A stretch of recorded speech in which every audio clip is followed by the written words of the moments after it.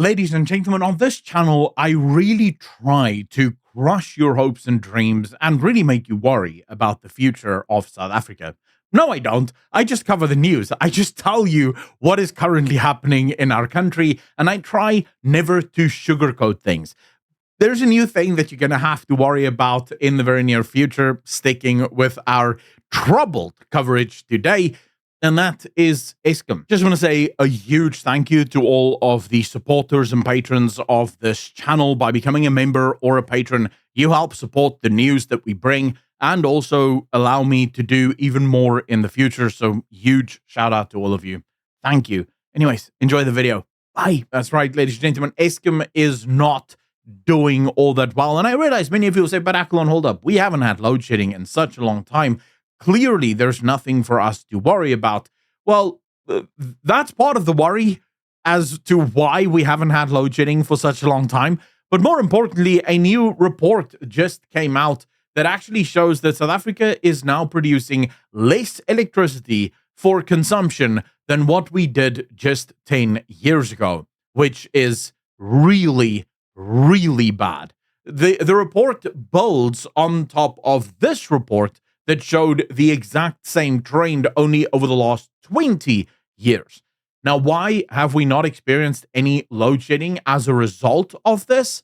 Well, it might have something to do with this. Another 140 businesses shut their doors in South Africa because of liquidations, because it's just become so difficult to actually operate and do business within this country. It's so expensive. Taxes are incredibly high.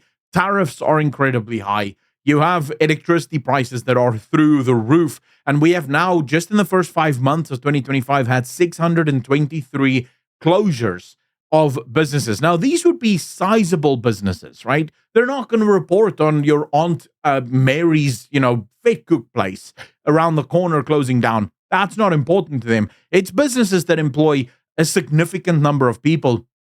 So that is significant in and of itself. But the real thing that will blow your mind is this. This, from the Daily Maverick, shows the deindustrialization of South Africa. And as you will see on that line, it is very bad. So when we go back and we look at South Africa's electricity supply, that's the reason why we don't have load shedding.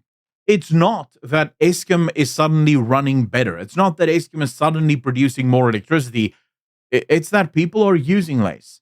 More and more factories are closing. More and more businesses are closing. So there's less demand for the electricity that is actually being produced. More and more people are switching over to solar, which also takes away a lot of the demand that Eskom would have to deal with. So yes, we're not dealing with load shedding, but we're also not adding any new power stations. In fact, the entire article is literally about that. There's no new electricity plants or power plants being built in South Africa. Instead, we are building a number of renewable power plants, but when you actually look at the data for renewable energy, you realize that that's not the solution to South Africa's problems, because the sun doesn't always shine, the wind doesn't always blow, and battery capacity is ridiculously expensive and unreliable because they have to be replaced consistently. So any country, and you just need to look at Europe, that does try to do the full switch to renewable, very quickly realize that electricity prices goes through the roof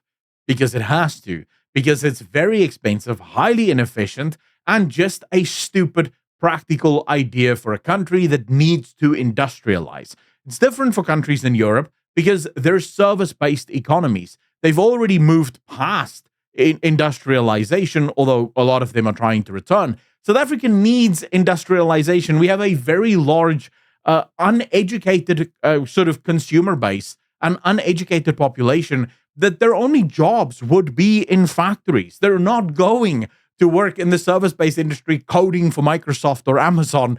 They don't have the education for it.